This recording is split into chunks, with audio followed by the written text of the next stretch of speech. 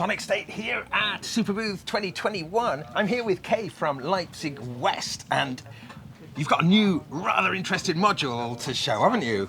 Yeah, we have the 6 mod 6. It's a drum voice based on the original TR-606 from Roland. Right, so let me tell you something then.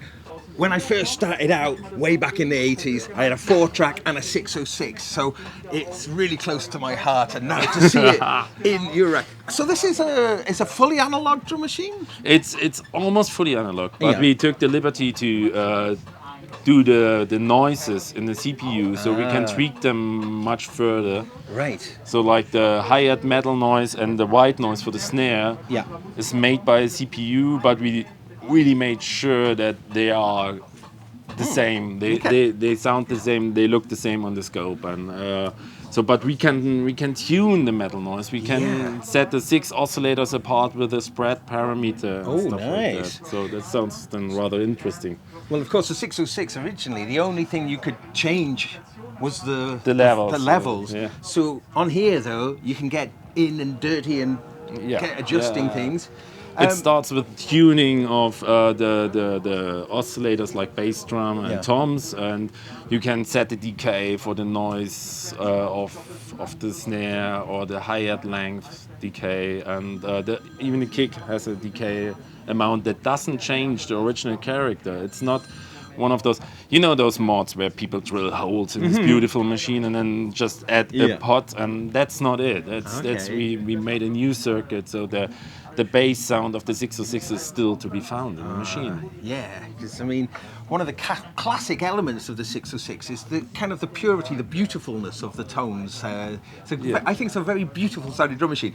Can we hear it? Yeah. Let's start with that. Okay. Let's a little bit louder so we can hear it. So we have the kick playing now. Let's take out all the other sounds. We have the kick, and we have a little click parameter we added, which is like in the 808, so you have a little more attack, and if you want to have a little bit more punch, then we can tune the lower oscillator. Oh yeah, so get to lower frequencies. Get the trousers flapping. Yeah, and for that we have the decay knob. Oh yes. Oh, this is amazing. Yeah. So I noticed then that it says Tubitech as well. So this is a collaboration? A collaboration with my friends from Tubitech. When we started with that thing, I wanted the 606, and he had 606s, but he has a lot of background knowledge in modding old drum machines. He has those little PCBs you can solder into those old drum machines to have MIDI, and he said, let's do this Eurorack module together. And I was like, okay, why not? Let's do it together. And then it came together rather nicely. It was one of those 1 + 1 is a 4 situation. So I'm noticing then at the top here that there's a Tubitech. It's the sequencer. Is that's driving? If you want to use TR-606 like sequencer, you can get the module which has the same width. It fits nicely with the 6 mod 6, and you can link them internally, so you don't even have to patch them anymore. But you can, of course, patch them to other sequences, and you can override by plugging into the trigger inputs, and you can use the sequencer for other things as well. So that makes this collaboration sort of quite a deep collaboration. So the way that the modules can talk to each other. Yeah. Okay, so looking at the module then, we've got, it's just like the original then, we've got the bass drum, snare, tom, cymbal, and hats. Yeah, exactly. So nice. So other than, what other features are in there that we haven't actually covered? So we were talking about the bass drum, so let's talk about the snare drum. With of course decay on the noise part, a little snappy high pass filter for that. Oh, sounds great. And then we can tune the shell oscillator. Yeah. And then one nice feature we added was like we can change the noise source. We can use the hi-hat noise source if you like to. All right. Or we have a special noise source which is derived out of the metal oscillators called XOR. which makes some rather ring modulator sounding thing. Yeah. For the toms, we have.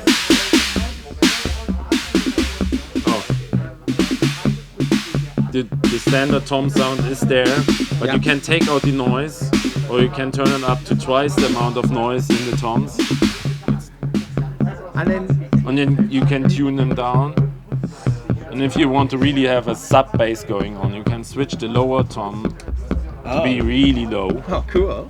So if you distort that, you have like a makeshift bass line running with the track. So. Neat. So the little orange marks then, though, that allows you to dial in the actual, as close to the original. Yeah. That's kind of the sweet spots where you find the original sound. Yeah.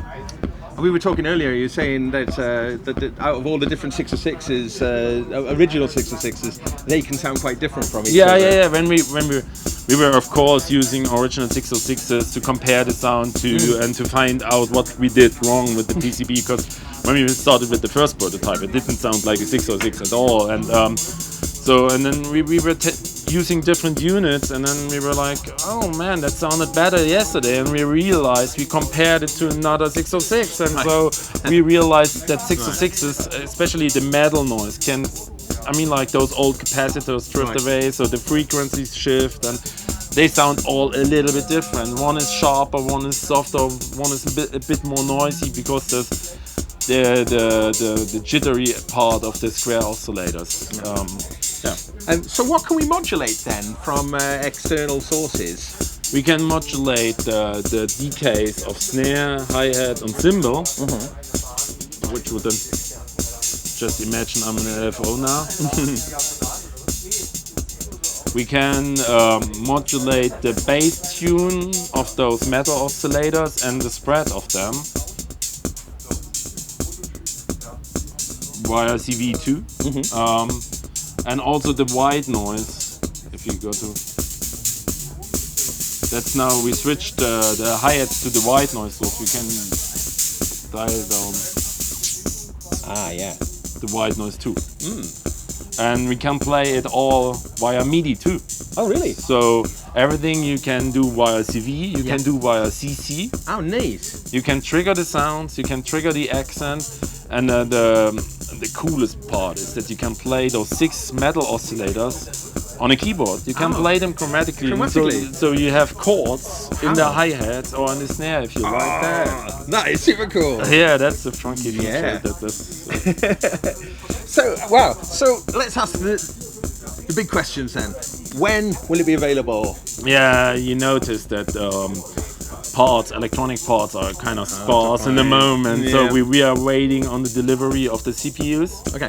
And the switches are not here yet. They are supposed to be here next month, and we really hope for a nice Christmas present, but it might be January. Okay, not too far away. But do you have a price? Yeah, we have the list price of 650 euros in Germany. This is with tax in it already, but we have a pre-order run on the website of Tubatech, which is 606 euros. 606 euros. Yeah. So we had to make the joke. We had to. One last thing though, before we finish, you've got something over here which I think is worth having a look at. This is a very simple little module, but taking the pocket operators and being able to bring those into a Eurorack. Yeah. This is a little DIY kit I made. It was actually a product by accident. It's a fluke. You can buy them at Thonk, and then you buy yourself a PO, and you attach the adapter, and then you get power from the Eurorack. You boost the output signal so it's loud enough for Eurorack. Yeah. And we divide the input clock, so the clock is suiting the input clock of the Volcast, of the pocket operators, which is the same as the Volcast. And you also protect the input that way, because if you go in with hot triggers in the original POs, you might kill the input, and my circuitry is protecting that. Okay, so cool. It's like if you have a nice synth case going on, and want to have a little drum computer that just runs some background stuff for you, then maybe the PO12 is Like it's really not taking Not too much away. space. Yeah. I always find to see that they slide all over the table when you try and use them. So actually locking it down into a rack makes a lot of sense. It makes a lot of sense, especially since everybody bought one at one point in his life, and they are all somewhere Sitting in a drawer somewhere. Yeah. Exactly, and then you can buy the adapter. It's not very expensive, and it's I would say, easy to intermediate soldering job. It's a DIY product, and you need to be able to hold a soldering iron. That rules me out then. You need to find someone to do it for you then. Andy! Okay, Kay, that's amazing. Thanks ever so much. Best of luck with things, and see you soon. Thanks for being here. Bye.